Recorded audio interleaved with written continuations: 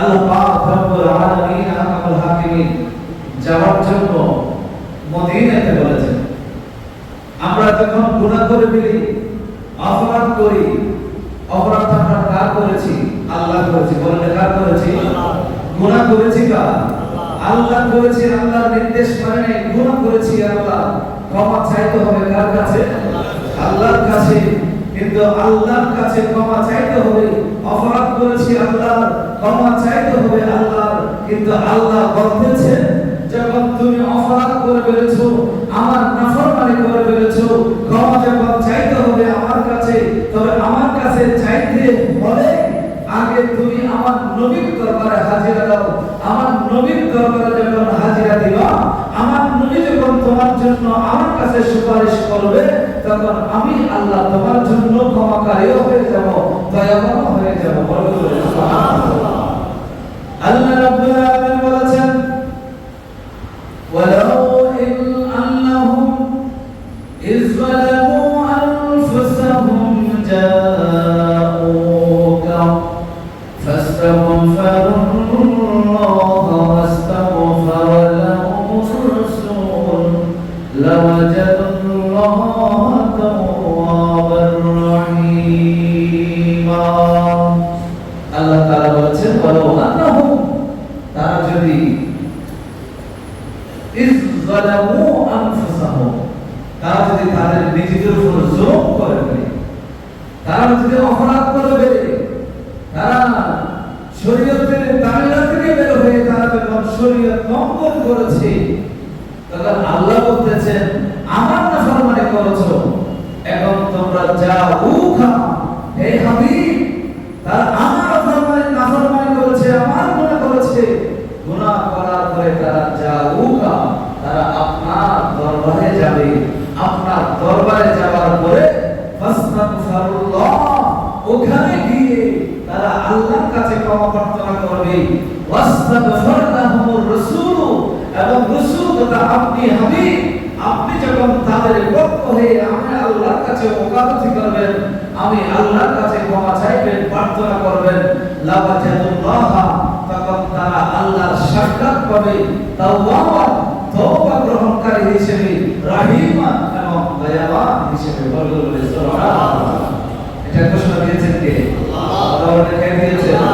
তাহলে গুনাহ করার পরে যারা বলে তোমরা হজ করার পরেও তোমরা রাসূলের দরবারের নিয়তে, রাসূলের রওজার জিয়ারতের নিয়তে যেতে পারবে না, তাহলে এই আয়াতের সাথে মিলে না? সাথে মিলে না। আল্লাহ বলতেছেন তোমরা অপরাধ করেছো, তখন অপরাধ করার পরে যখন নবীর দরবারে যাবে, নবীর দরবারে যাওয়ার পরে তোমরা আল্লাহর কাছে ক্ষমা চাইবা, আর নবীও তোমাদের জন্য আল্লাহর কাছে ক্ষমা চাইবে। সাথে সাথে তোমাদের জীবনের সমস্ত গুনাহ মাফ হবে, তোমাদের তওবা কবুল হয়ে যাবে, আল্লাহ তোমাদের প্রতি রহিম, রহমানুর রহিম হয়ে যাবে। সুবহানাল্লাহ। তাহলে তাদের কথার সাথে কোরআনের আয়াতের সাথে কি মিল নাই? কেউ প্রশ্ন করতে পারে এই আয়াত তো আমার নবীর জীবন দশায় নাযিল হয়েছে, এটা রাসূল যখন মদিনা শরীফে সশরীরে উপস্থিত ছিলেন তখনকার ঘটনা, এটা আল্লাহ তখন যেতে বলেছেন, এখন এটা চলবে না। এই ধরনের প্রশ্ন অনেকে করতে পারে। এই জন্য তাফসীরে ইবনে কাসীরের মধ্যে একটি ঘটনা আল্লামা ইমামউদ্দিন ইবনে কাসীর রাহমাতুল্লাহ আলাইহি তিনি বর্ণনা করেছেন। সেই ঘটনাটা এক দল উলামা সেটা বর্ণনা করেছেন। তার মধ্যে আশেখ আবু নাসর বিন সাব্বাহ তার একটা ঐতিহাসিক কিতাব, কিতাবুশ শামিল, আশ-শামিল কিতাবের মধ্যে তিনি বর্ণনা করেছেন। সেটা হচ্ছে হযরত মুতাবি রাহমাতুল্লাহি আলাইহি তিনি ঘটনার বর্ণনা দিচ্ছেন। হযরত মুতাবি রাহমাতুল্লাহি আলাইহি তিনি বলেন, কুনতু জালিসান ইল্লা কবরিন নবী সাল্লাল্লাহু আলাইহি ওয়াসাল্লাম, আমি আল্লাহর হাবিব সাল্লাল্লাহু আলাইহি ওয়াসাল্লাম রওজায়ে পাকের পাশে উপবিষ্ট ছিলাম, বসা ছিলাম। হেলান দিয়ে বসে, আমি হেলান দিয়ে বসা অবস্থায় আছি, মোরাকাবায় অবস্থায় আছি। হযরত মুতাবি তিনি বলছেন, তাফসীর ইবনে কাসীরে ঘটনা এসেছে। তিনি বলেন রাসূলের রওজার পাশে বসে আমি চোখটা বন্ধ করে সেখানে বসে আছি। ফাজা আরাবিয়ুন, একজন গ্রাম্য ব্যক্তি রাসূল সাল্লাল্লাহু আলাইহি ওয়াসাল্লামের রওজার পাশে আসলেন। গ্রামের মানুষ, সাধারণত গ্রামের মানুষ শহরে আসে শহরের নিয়ম কানুন সম্পর্কে তারা অবগত নয়, এসে ওদের কাজ ওরা করে চলে যাবে। গ্রামের মানুষ এসে আমার রাসূলের রওজা পাকের সামনে আসলেন। আসার পরে বলতে লাগলেন, আসসালামু আলাইকা ইয়া রাসূলুল্লাহ। নবীজির রওজার সামনে দাঁড়িয়ে নবীজিকে কি দিয়েছেন? সালাম দিয়েছেন। কথা বলেন না, কি দিয়েছেন? সালাম দিয়েছেন। নবীজি তখন জীবিত ছিলেন, ইন্তেকাল করেছেন। ইন্তেকাল করেছেন কোনটা?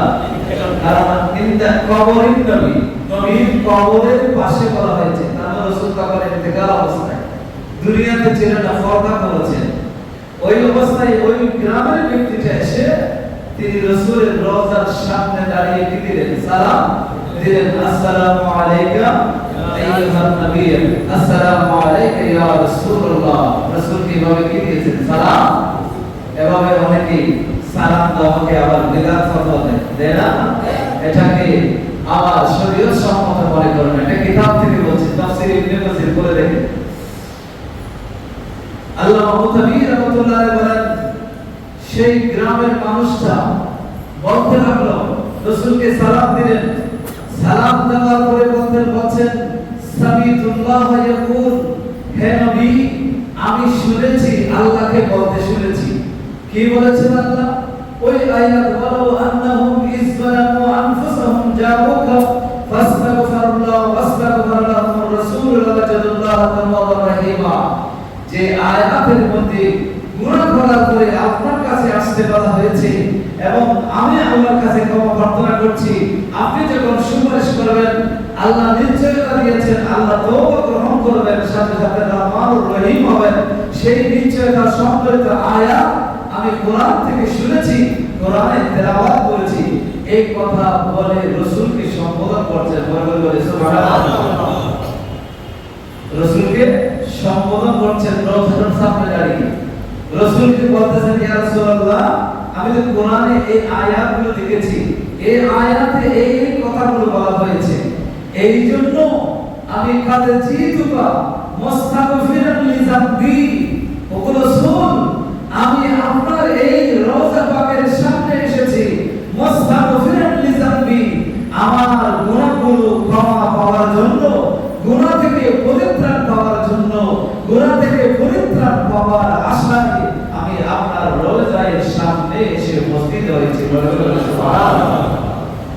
হযরত মুতাওয়াল্লিদ সেই ব্যক্তি আর বলল, মুস্তাশফিয়ান বিকা ইয়া রাব্বি, ও নবী আমি আপনার দরবারে এসেছি, আমার গুনাহগুলো মাফ হওয়ার সে আশা নিয়ে এসেছি, সাথে সাথে আপনার পক্ষ থেকে আল্লাহ রাব্বুল আলামিনের দরবারে সুপারিশ হবে আমার জন্য, আপনি আমার জন্য আল্লাহর দরবারে সুপারিশ করবেন। সেই সুপারিশ পাওয়ার আশায় আপনার রওজার সামনে এসেছি। সুবহানাল্লাহ। রাসূলের সুপারিশ পাওয়ার জন্য রাসূলের রওজার সামনে এসেছেন। সুবহান শায়াকুলু, অতঃপর সেই গ্রামের মানুষটা যখন দরকারে তিনটি কথা বললেন, সেই গ্রামের মানুষটা বলল, ইয়া খায়রা মান দুফিরাত বিল কওয়াই আযমু ফাতাবা বিতিবিহিনাল কাউ ওয়াল আকামু নাফসিয়াল ফিদা লিকাবাল আনতা সাকিনু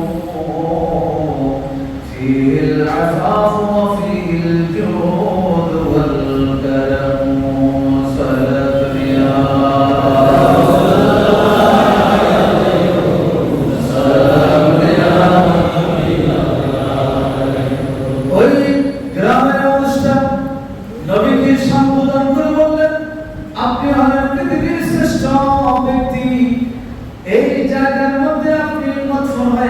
দাফন করা হয়েছে, আপনি হলেন এই পৃথিবীর শ্রেষ্ঠ ব্যক্তি। আপনার আমার নফসটাকে আপনার কবরের জন্য উৎসর্গ করলাম। সাহাবায়ে কেরাম যখন কথা বলতেন, নাফসিয়া আবা ফাদাকা আবি ওয়া উম্মি ইয়া রাসূলুল্লাহ বলতেন আমার মা বাবা আপনার জন্য করব নবী এভাবে সম্বোধন করতেন। কিন্তু এই গ্রামের মানুষটা বলতে লাগলো নাসিয়ার ফেদা, আমার জান এবং মাল, আমার জানটাকে আমি ফেদা করলাম, উৎসর্গ করে দিলাম। লেখা বলেন আন্তাসা কিন্তু ওই কবরের জন্য যে কবরের মধ্যে আপনি রাসূল উপস্থিত আছেন। কবরের জন্য উৎসর্গ, এটা তো এক কথা বলা বলে কবরের জন্য রাসূলের জন্য সাহাবায়ে কেরাম উৎসর্গ করতেন যে আমার মা বাবা আপনার জন্য করব। কিন্তু ওই ব্যক্তি বলতেছে আমি আমার জানটাকে উৎসর্গ করতেছি ইয়া রাসূলুল্লাহ আপনার কবরের জন্য। সুবহানাল্লাহ। সেই ব্যক্তি বললেন ইয়া রাসূলুল্লাহ আপনার জীবনের যত বৈশিষ্ট্য দেখেছি সবচেয়ে বেশি দেখেছি আপনি তো আপনার সাথে খারাপ আচরণ করলে আপনি ক্ষমা করে দিতেন, আপনার সাথে কেউ খারাপ আচরণ করলে অসৎ আচরণ করলে আপনি কখনো প্রতিশোধ দিতেন না, আপনি ক্ষমা করে দিতেন। আপনার দরবারে কেউ এসে কোনো ভিক্ষুক এসে কোনো কিছু চাইলে আপনি কাউকে হাত কারো দিতেন না। আপনার দানশীলতা পৃথিবীর কেউ দেখাতে পারে নাই, আপনি হলেন পৃথিবীর সবচাইতে বড় দানশীল। এই প্রশংসাগুলো করলেন। তিনি রাসূলের দরবারে সালাম দিলেন, কোরআনের আয়াতের কথা বললেন এবং রাসূলকে বলেন আমি আমার মস্তকে জানকে আপনার কবরের জন্য উৎসর্গ করলাম। আপনি হচ্ছে এমন একটা জান, আপনি প্রতিশোধ না নিয়ে আপনি সবসময় ক্ষমা করেছেন, আপনার কাছে কেউ চাইলে সর্বদা আপনি দান করেছেন। সুবহানাল্লাহ। এই কথাগুলো বলে সেই গ্রামের ব্যক্তিটা চটপট কোনো আর কিছু নেই সেখান থেকে রওনা দিলেন, চলে যেতে লাগলেন। চলে যাচ্ছে ওই যে হযরত মুতাবি রাহমাতুল্লাহ আলাইহি তিনি বললেন আমি মুরাকাবা অবস্থার মধ্যে ছিলাম, সেই মুরাকাবার মধ্যে আমার রাসূল সাল্লাল্লাহু আলাইহি ওয়াসাল্লাম আমার সামনে হাজির হয়ে গেলেন। সুবহানাল্লাহ। তিনি বলছেন ফাগালাতনি আইনি, আমার চোখ লেগে গেল, আমি কাঁদিয়ে সেই গ্রামের মানুষের কথাগুলো শুনছিলাম, আমার চোখ করে নেই, দেখলাম সে চলে গেল, বুঝতে পারলাম সে চলে গেল, আওয়াজ নাই। ফরাইতুন নবিয়্যা ফিন নওম, আমি আমার হাবিব সাল্লাল্লাহু আলাইহি ওয়াসাল্লামকে স্বপ্নের মধ্যে দেখতে পেলাম। ফাকালা, তিনি বললেন ইয়া উতাবি, ও আল্লাহর বান্দা উতাবি তুমি তাড়াতাড়ি জাগ্রত হও। ইলহাকাল আরাবিয়া, ওই গ্রামের মানুষটা চলে যাচ্ছে, তার সাথে গিয়ে তুমি দেখা করো, তার সাথে সাক্ষাৎ করো। ফাবাশিরহু, তাকে গিয়ে একটা শুভ সংবাদ জানিয়ে দাও। আন্নাল্লাহা কাদ গাফারা লাহু, নিশ্চয় আল্লাহ রাব্বুল আলামিন আরহামুর হাকিমিন ওই গ্রামের মানুষটাকে ক্ষমা করে দিয়েছে। এটা আল্লাহ রাসূলের ইন্তেকালের পরের ঘটনা। এই জন্য মদিনা শরীফের জিয়ারতের উদ্দেশ্যে সেই মানুষটা এসে নামাজ পড়ছে কিনা সেটার কোনো বর্ণনা নাই। সেই মানুষটা এসে রাসূলের রওজার সামনে দাঁড়িয়ে রাসূলকে সালাম দিলেন, সালাম দিয়ে কথাগুলো বললেন, বলে শুনে বিদায় দিয়ে চলে গেলেন। কিন্তু স্বপ্নের মধ্যে আল্লাহর হাবিব সাল্লাল্লাহু আলাইহি ওয়াসাল্লাম মুতাবির কাছে এসে বলতে লাগলেন তুমি তাকে গিয়ে শুভ সংবাদ জানিয়ে দাও যে আল্লাহ তার সমস্ত গুনাহ মাফ করে দিয়েছেন। সুবহানাল্লাহ। এই জন্য মদিনার এই জমিনে যাওয়া এটা ঈমানের একটা অংশ, ঈমানের সহজের অংশ নয়, এটা ঈমানের অংশ। আল্লাহ সবাইকে বুঝার তৌফিক দান করুন। আমিন। সম্মানিত মুসল্লিয়ানে কেরাম, এই জন্য আমি যে কথাটা বলতে চাচ্ছিলাম যে মদিনা শরীফে আমাদেরকে জিয়ারতের উদ্দেশ্যে রাসূলের পাকের রওজার সামনে হাজিরা দেওয়ার উদ্দেশ্যে রাসূলের পাকের রওজার সামনে দাঁড়িয়ে একটু আসসালাতু ওয়াসসালামু আলাইকা ইয়া রাসূলুল্লাহ বলার উদ্দেশ্যে যে যেখান থেকে নিয়ত করে যাবে কোনো অসুবিধা নাই। কেউ যদি বলে সেই নিয়তে যাবে না, তখন সেটা সম্পূর্ণ সে একটা হারাম কাজ করতেছে, সে ইসলাম বিরোধী কাজ করতেছে। আর আশিকে রাসূল যারা, যার অন্তরে নবীর মহব্বত আছে, প্রেম আছে, তাদেরকে নবীর প্রেম মহব্বত সেগুলো লালন করতে সবসময় কি দিচ্ছে বাধা। আজকে দেখেন আমরা যখন হাদিসগুলো দেখি, এমনি আমলের হাদিস আসবে যেগুলো মুহফাজ নামাজের ভিতরে যে আমল হাদিস আছে সেগুলো নিয়ে এত বিরকাল নেই। আমি যে জায়গায় দেখি যে রাসূলের শানের উপরে যখন কোনো হাদিস আসে, রাসূলের মান মর্যাদা নিয়ে যখন কোনো বর্ণনা আসে, রাসূলের রওজা পাকের শান এবং মান নিয়ে যখন কোনো বর্ণনা আসে, তখন এক শ্রেণীর লোক সেখানে প্রশ্ন ছুড়ে দেয়, বলে এটা কি সহিহ হাদিস না এটা গায়রে সহিহ হাদিস, এই কথাগুলো বলে দেয়। এই জন্য আমি সরাসরি এই যে কোরআনের আয়াত যেটা দিয়েছি সেই আয়াত থেকে এই কথা প্রমাণিত হয়েছে যে আল্লাহর হাবিব সাল্লাল্লাহু আলাইহি ওয়াসাল্লাম রওজা পাকের নিয়তে, রাসূলকে সালাম দেওয়ার নিয়তে, রাসূলের সামনে দাঁড়িয়ে রাসূলকে সালাম দেওয়ার নিয়তে যে যেখান থেকে যাবে যেতে হবে এটা আল্লাহ পাকের নির্দেশ। বলে সুবহানাল্লাহ। আমরা মদিনায় কেন যাব? কারণ মদিনায় জান্নাত আছে। কি আছে? কথা বলেন কি আছে?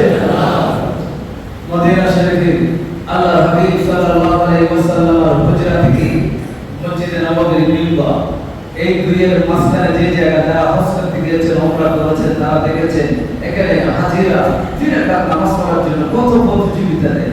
2 রাকাত মাত্র নামাজ পড়ার জন্য কি দৌড়াদৌড়ি করে।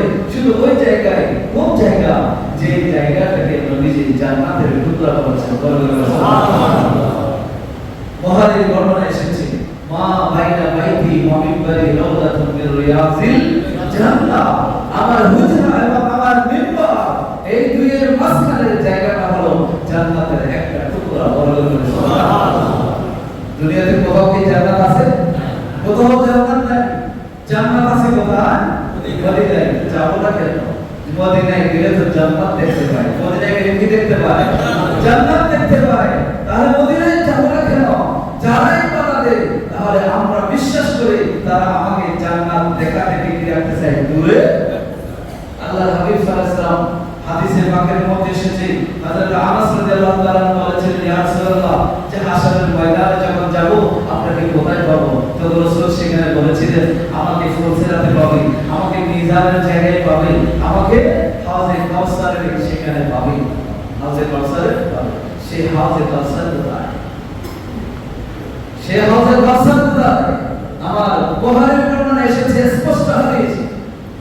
আল্লাহর হাবিব সাল্লাল্লাহু আলাইহি ওয়াসাল্লাম যে হাদিসটাকে বলেছেন, মা বাইনা বাইতি ওয়া মিম্বারি রাউযাতুন মিন রিয়াজিল জান্নাহ, যে হাদিস, সেই হাদিসের শেষ অংশ হচ্ছে ওয়া হাউদি তাহতা মিম্বারি।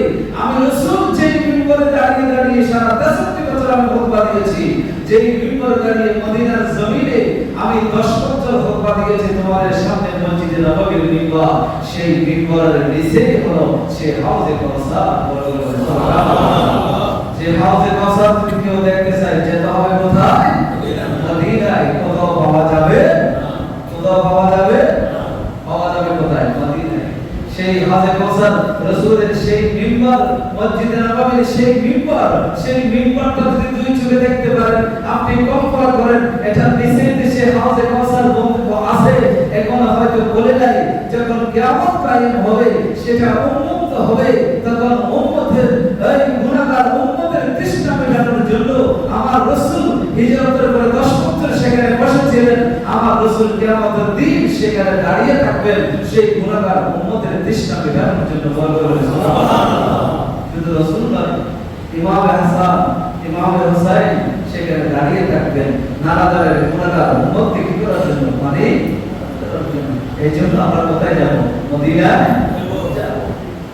কিয়ামত হয়ে যাবে, ইসরাফিল সিরকায় ফুৎকার করবে, তার আগে যে দাজ্জাল আসবে, দাজ্জাল আসার পরে যে ভূমিকম্প হবে, ভূমিকম্প হওয়ার পরে মদিনায় যে সমস্ত মানুষগুলো মুনাফিক থাকবে, বেদিন থাকবে, সেই মানুষগুলো সেখান থেকে অটোমেটিকলি বের হয়ে যাবে। কিন্তু যারা পাক্কা ঈমানদার সেই মানুষগুলো মদিনায় থাকবে। আমার রাসূল বলেছেন, মদিনা যাও, আল্লাহ ইব্রাহিম আলাইহিস সালাম হারায়ে কাবা নির্মাণ করে আল্লাহর কাছে ঘোষণা করেছিলেন, এটা হেরাম নির্ধারণ করেছিলেন, এই বাউন্ডারির ভিতরে একটা মাছি পর্যন্ত মারা, একটা মশাকে মার বের করা, সেটার জন্য যারা হজ করতে গিয়েছে তাদেরকে কোরবানি দিতে হয়, সেখানে তাদেরকে কোরবানি পশু দাম দিতে হয়। আল্লাহ রাসূল বলেন, ইব্রাহিম মক্কার জমিনকে হেরাম ঘোষণা করেছে, আমি রাসূল এই মদিনার জমিনকে হেরাম ঘোষণা করতেছি। সুবহানাল্লাহ। রাসূল সেই মদিনার জমিনকে হেরাম করেছে।